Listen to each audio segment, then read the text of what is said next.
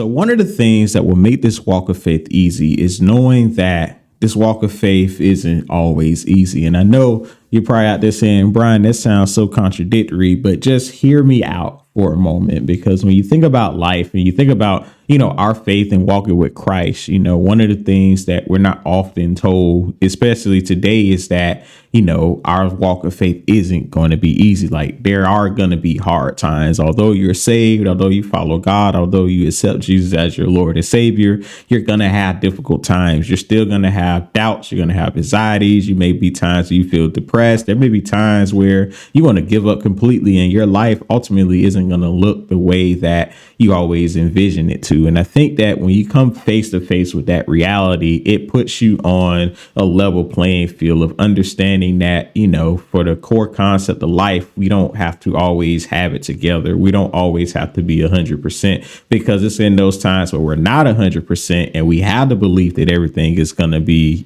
sunshine and rainbows, everything is going to be perfect, that we begin to beat ourselves up. We begin to condemn ourselves. And then ultimately we may end up doubting God or falling away from him completely. And ultimately, everyone, that is one of the worst things that you can do. And so ultimately what I'm saying here is that, in our core concept of life, the best way is to have a balanced approach into how we look at our faith. And that is to, one, understand that our lives can be great. Our lives can be abundant. Our lives can be beneficial. But then also there are going to be moments and bumps in the road in our lives where we're not going to feel that way. But ultimately, the constant in the middle is going to be the God that we serve and the power that he has to keep us and comfort us and direct us in the way that we should go. And I think that ultimately, if you get to that, perspective in life, that perspective of faith, that everything is going to ultimately work out for you. And you won't be compelled to, once again, be swayed by the day as they come by. So if you have a good day, you're not going to be on this high. But if you have this bad day, you're not necessarily going to be in the low either. You're going to be more in the middle of understanding that, hey, life is good. I have these few things here, but the God I serve is more than able to